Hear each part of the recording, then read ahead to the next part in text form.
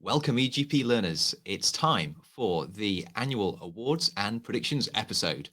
How was your 2022? We'll have a look back and see how 2022 was for general practice, the healthcare industry, and health tech. And we will be making predictions for 2022 to 2023. So join us now. Let's get started.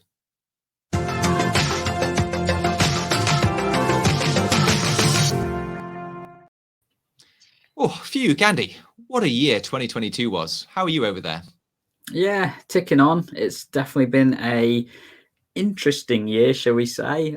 We seem to say that every year, don't we? Because we've obviously had post-COVID, we had COVID year, we had post-COVID year, and we've had whatever this year is, and I don't know what people are calling it, but let's just call it 2022, shall we?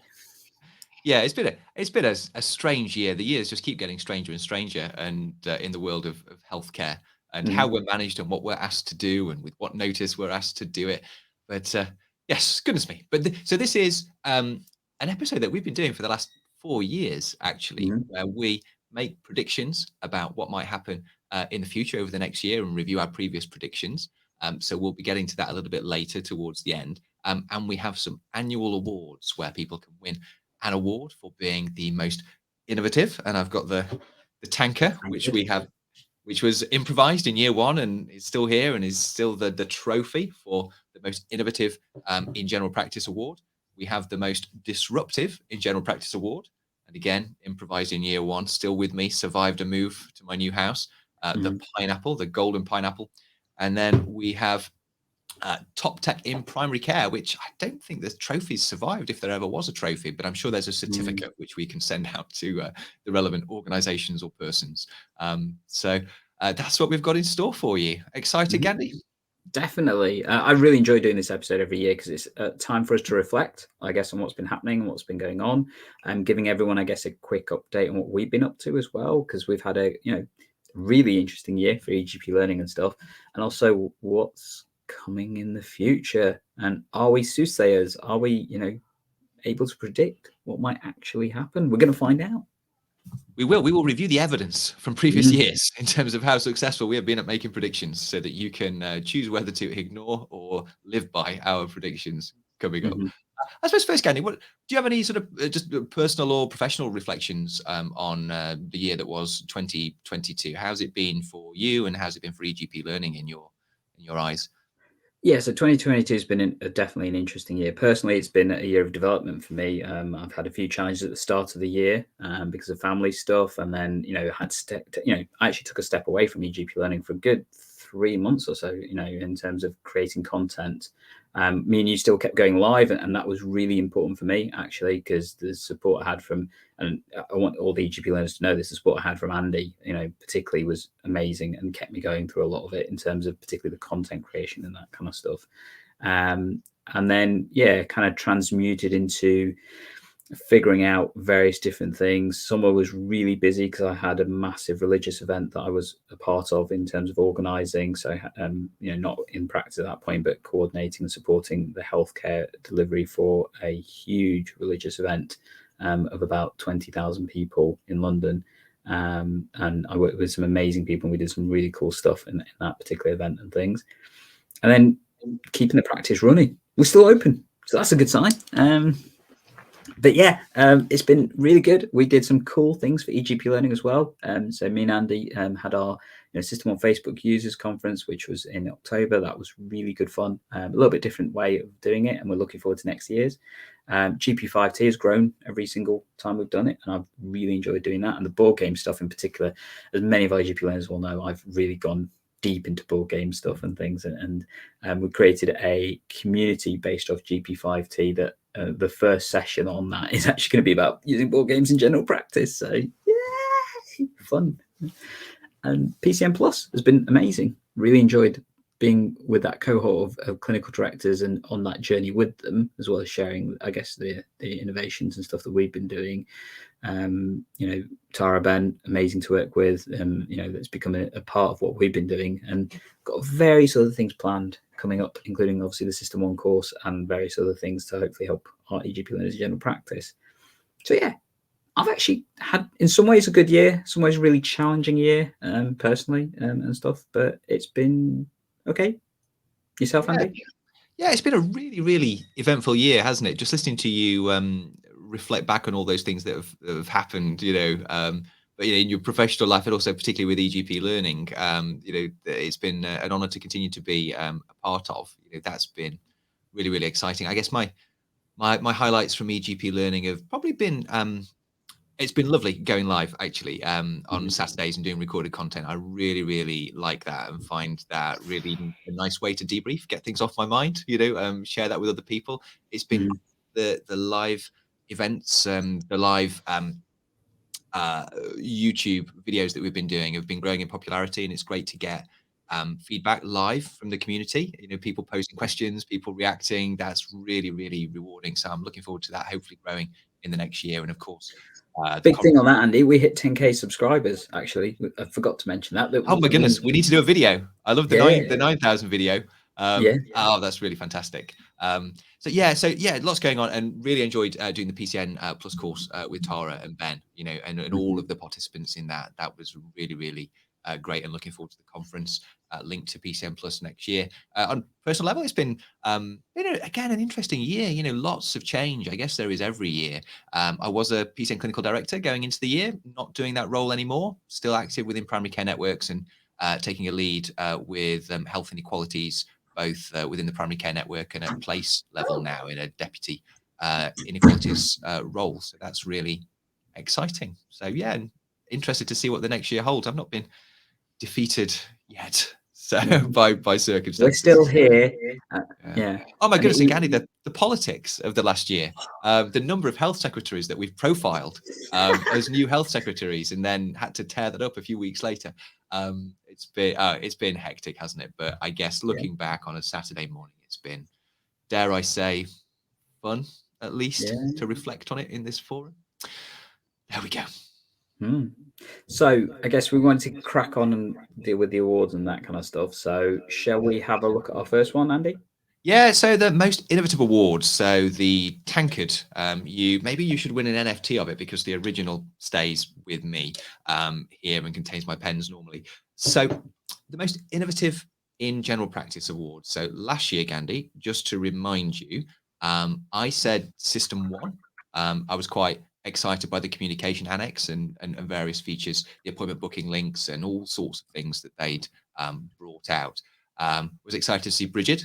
Although I'm not sure Bridget has quite hit the hit the Mm. mainstream yet. That was sort of a mobile working solution, iOS and Android. So that was my choice, and your choice, Gandhi. Do you remember? It was the same. It was System One actually, because It I thought was. they'd done some really cool stuff in 2021. They really pivoted and I think innovated to try and support the user base. They brought out the communication annex, which was a massive thing when it came to sending Med threes. The questionnaires are actually really good when you get into them and start using them effectively. And I think there were various little things that they did that made a significant difference, and the stability, I think, of the platform compared to other providers has been often commented, particularly moving on from there. I think has been a really powerful thing as well. So, yeah, System One was my award winning from last year. Absolutely. So Yeah. this year, Gandhi.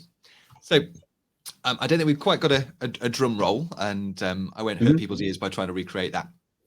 So my winner of most innovative in 2022 and the receiver of the Tankard is, so I'm going to actually give it to the Hopin platform. So this is the online conferencing platform that we use for the eGPlearning conferences. It has existed prior to the last year, but I think it was very relevant during COVID for taking those conferences that couldn't happen face to face off online, or taking them out of Mm. the real space and into that online space, and was really, really helpful for that. It has ways of recreating the experience of a normal Yeah. conference. There's a main stage, there are different streams with sessions happening, and like the rooms of a conference, there is an opportunity to network and sort of chat roulette with other delegates, which I think is really, really useful and probably superior to the face-to-face reality of that, particularly for people who are Mhm. shy or more introverted.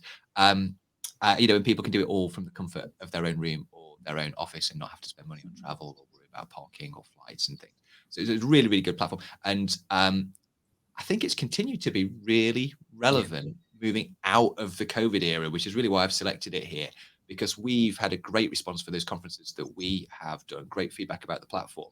I think those things about actually being able to drop into some sessions during your working day, or do it from home and not travel while you've got the kids there or the pets. It's just fantastic. So I think it's here to stay and grow and hopefully develop. But that's my winner for most innovative this year. I can definitely agree with you. I know that we've obviously spent a lot of time using Hopin, and the eGPlearners would have had some experience of using that because of our conferences when it was the System 1 Facebook one, whether it's the GP5T or some of our previous ones and stuff.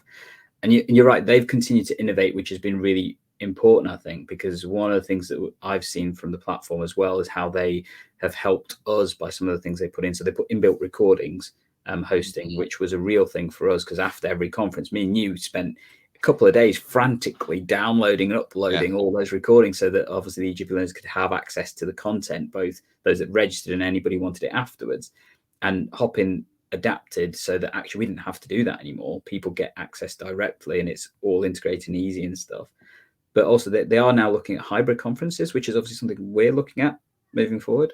So we've heard from our eGPlearners that they want us to look at hybrid conferences, face-to-face elements and stuff. And actually, me and you really wanted to do that right before COVID came along, didn't we? We were planning our first face-to-face conference right before COVID came along. And, one of the things that hopefully our eGPlearners will see from us moving into 2023 is hybrid conferences. We're hoping to push the button on that. So definitely watch this space, because it's going to happen. We're just solidifying the plans for it, shall we say, and it'll have that benefit of the combined experience, won't it?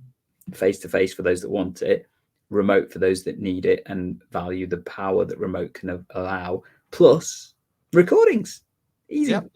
What's not to like? I'm really glad that you share my my enthusiasm for that win. So what's your choice for most innovative in general practice? So mine's a bit more general, and it's technically two things, because I found it hard to delineate the two, because they are the same thing in essence. But it's actually PCNs, and it's the workforce of PCNs. And I think absolutely the workforce needs kudos for the amount of work that they have been doing. And I know there are some really unfortunately negative stuff that goes around at times, driven by particular parts of the media and that kind of stuff, in terms of how the NHS and general practice and everything is functioning. But I do think, people need to be aware of how much innovation and effort goes from the workforce to provide care to our populations. And I think networks have innovated. Don't get me wrong. I know there's been some challenges, both of us as PCN clinical directors at the point, and continuing to see that with the course and the other things that we've been doing, have seen how it can be difficult. But actually, I think we've seen some real innovation of care, both at network levels, bigger, but also practice level, and it's the workforce that does that, from my perspective. As much as systems can have some credit with it, I think it is the workforce that continues to deliver on that. And I think that for me has been the big thing. It is general practice workforce, the PCN workforce, innovating to deliver effective care with all the pressures, and even despite all the pressures that they've been facing.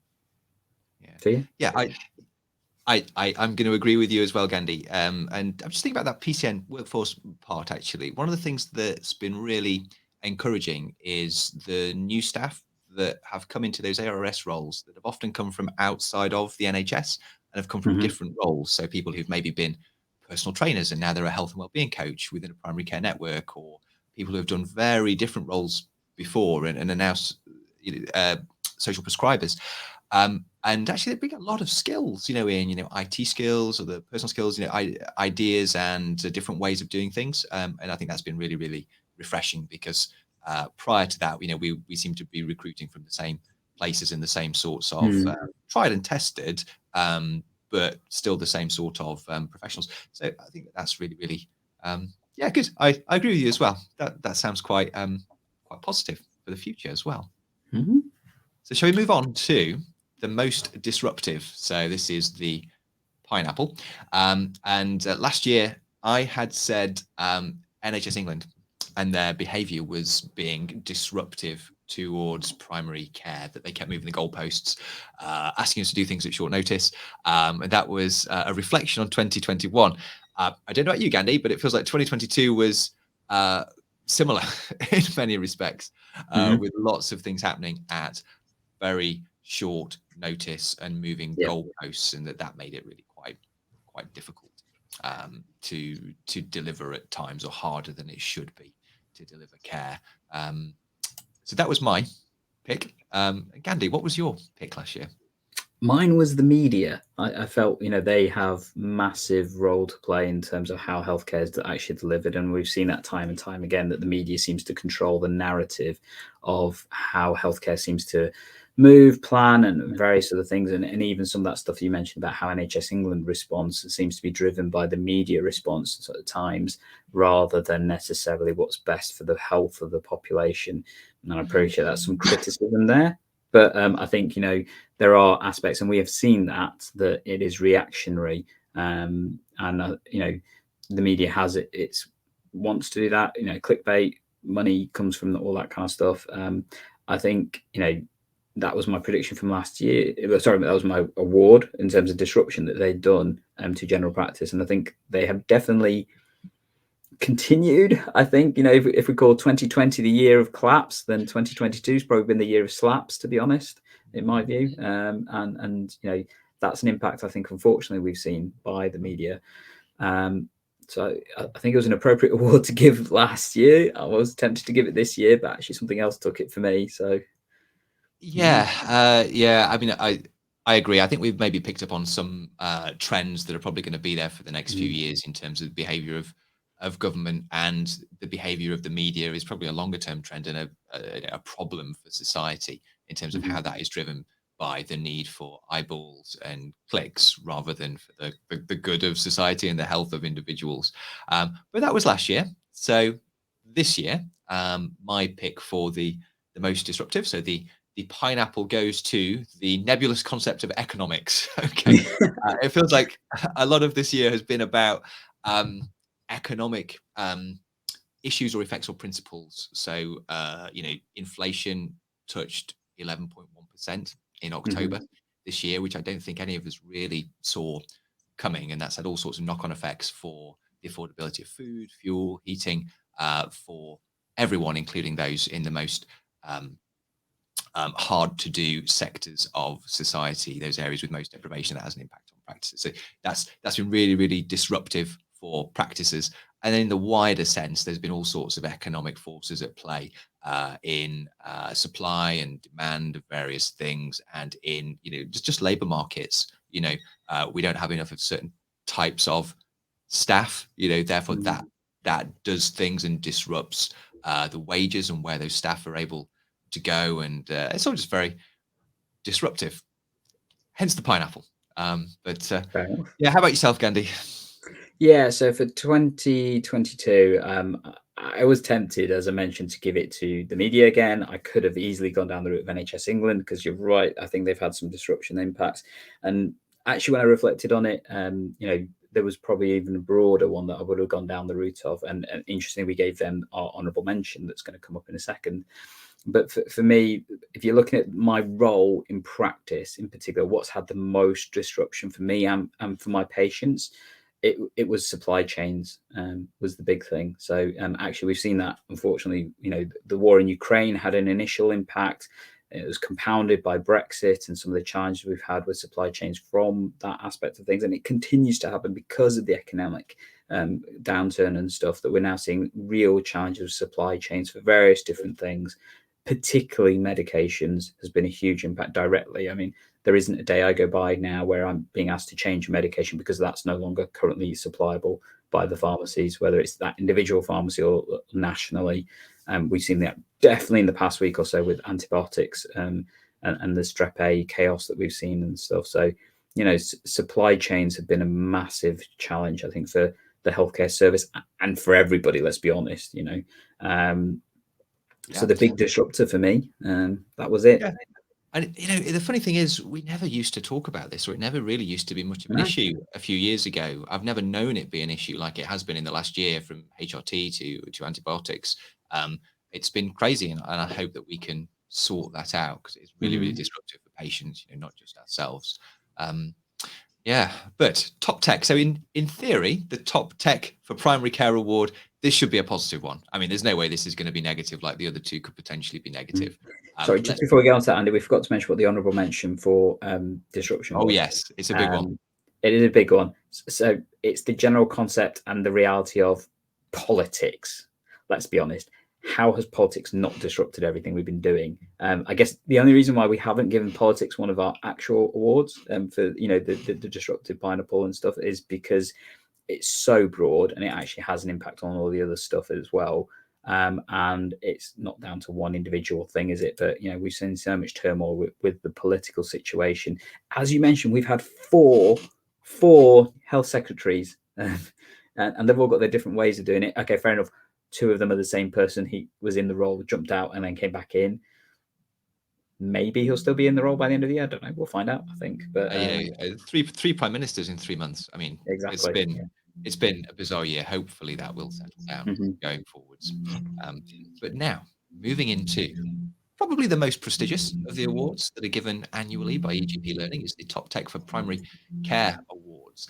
So last year I gave it to N365, which I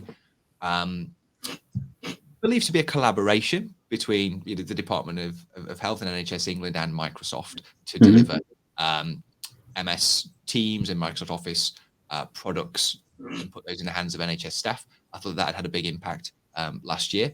Gandhi, what was your choice last year? Do you remember? So last year, I think I gave it to Primary Care IT because they had done some really cool stuff to help support practices, and as a result of that, had been really innovating in terms of what they've been doing. I think there were some awesome companies out there. We gave a couple of honourable mentions. So we gave it to Accurix, Ardens, and Redmore Health, in terms of what they've been doing and stuff. But yeah, for me last year, Primary Care IT had just done a little bit more broader than I think some of the others, and as a result, that's why I gave them the kind of the top spot last year. Good. So 2022 Top Tech Award from eGPlearning from Andy goes to I'm going to give it actually to N365 Microsoft and in NHS England for putting really like top quality industry leading collaboration and productivity tools in the hands of everyone within the NHS. I think it's absolutely fantastic. They're best in class tools, in my opinion, or at least up there. And it's got everybody on the same system. We're not talking about some people use Zoom for their meetings and some people, use Skype or whatever.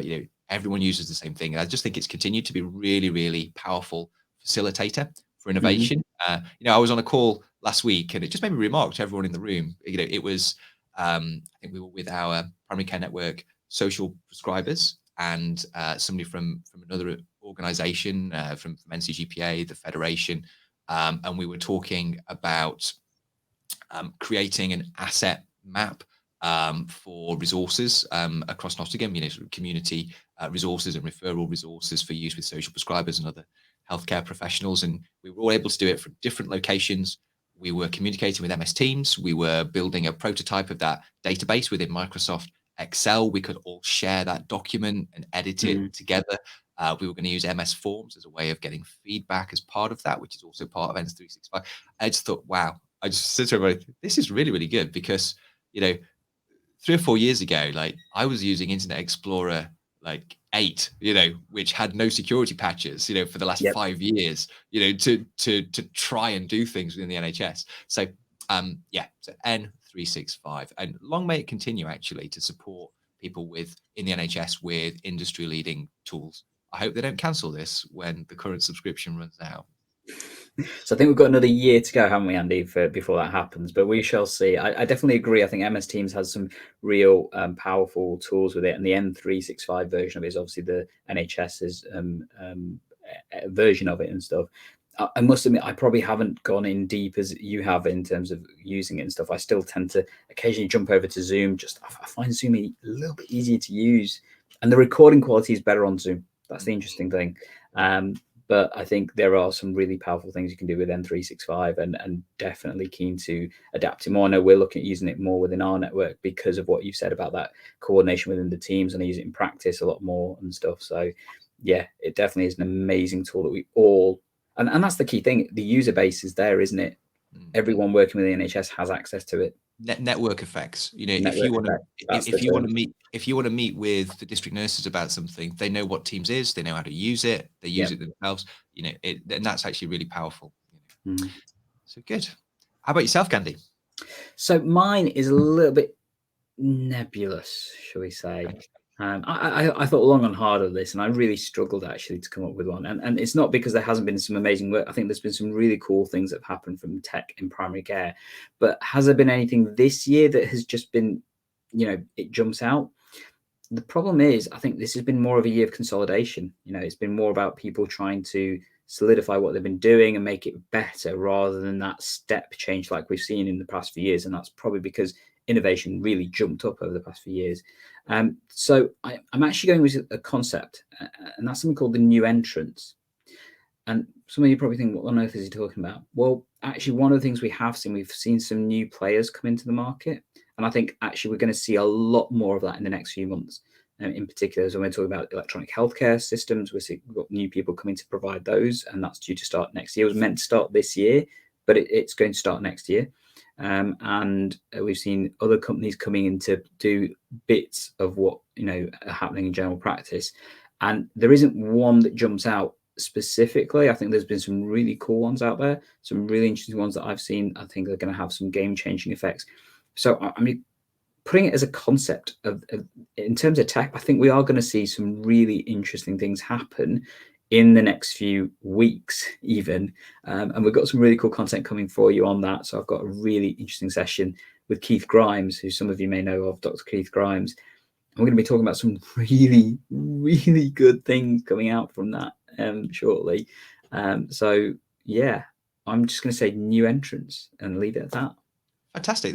That's a really exciting place to be going into a new year, isn't it? Excited about new participants coming into the health tech market and the health tech market as it applies to primary care. I guess we'll get some small players. I guess we're going to get some medium-sized players, and I'm wondering what's happening to the big players. Waiting in the wings. To come in terms of Microsoft, Apple, Google, Amazon as well, and what they'll do over the next year or two in healthcare. So it's going to be really, really exciting.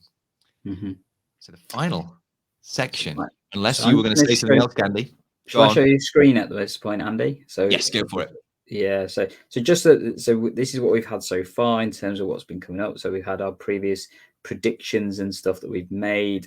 So we talked about the predictions from previous years. Do you want to walk us through it, Andy?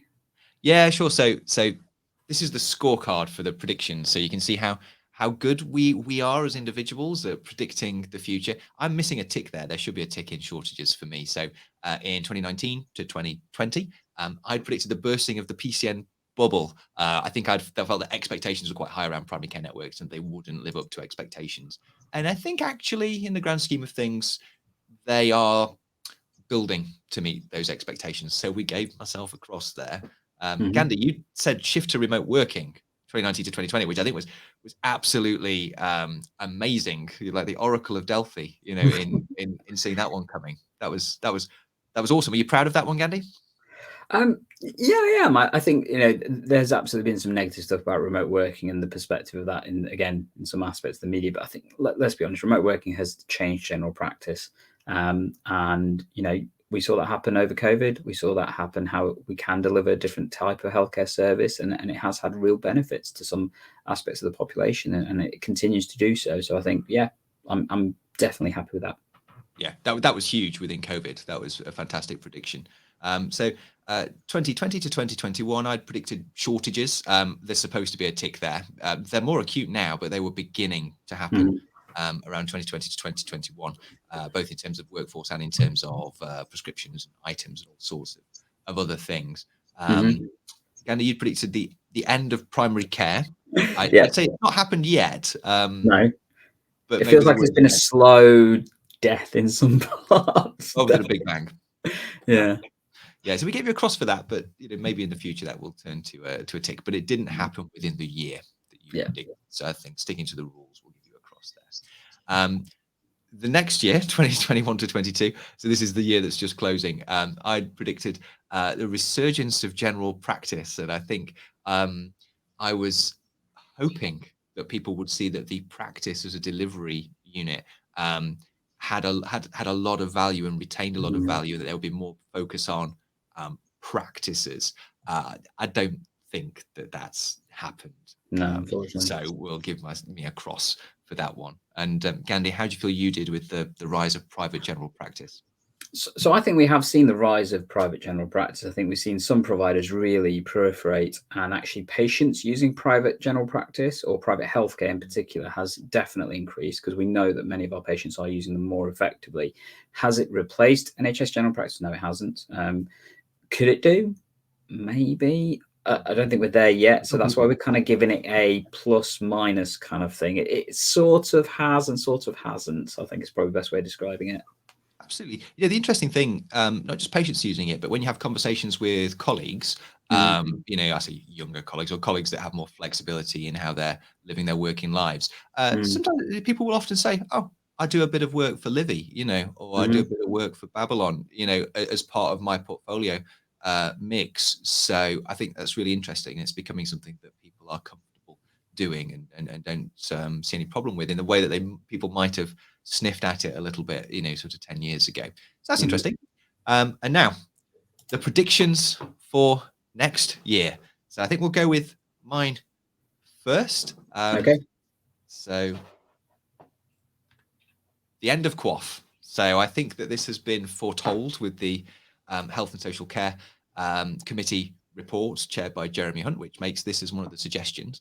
And we keep pausing QOF, or have done for the last few years, as we dealt with COVID. There are calls to pause again as we speak, as we're dealing with scarlet fever, strikes, lots of pressures on general practice and other parts of the health service. And I think there could be an announcement over the next 12 months that QOF will be abolished and replaced with something else. I think it does need to be replaced with something else, because I think QOF is a mechanism for driving quality within primary care and within general practice. And I think that is something that needs to happen, and there needs to be mechanisms in there to do that. So I think it needs to be replaced with something else. But I think we may find the end of QOF and that is replaced with something else. So let's see. And that's also, we know whether that's happened or not. That's a definitive prediction.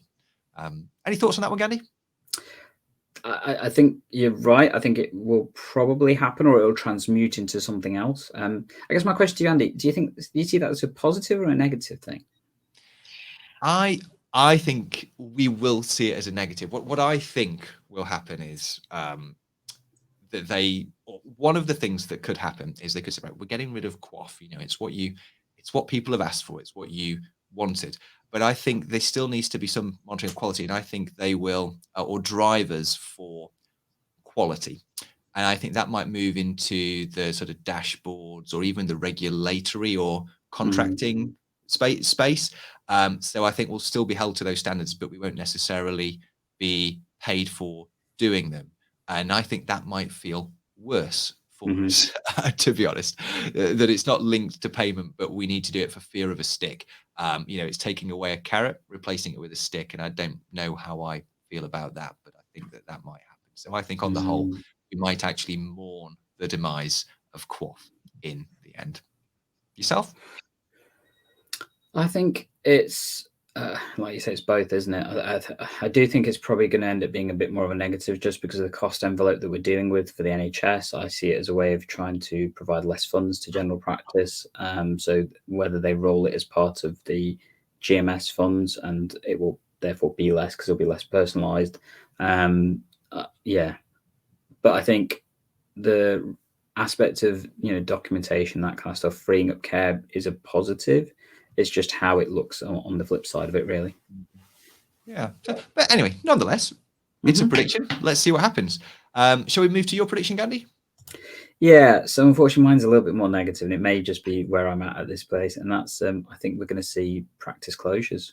I think we're going to see a significant number of them. And we've seen some practice closures over the past few years anyway.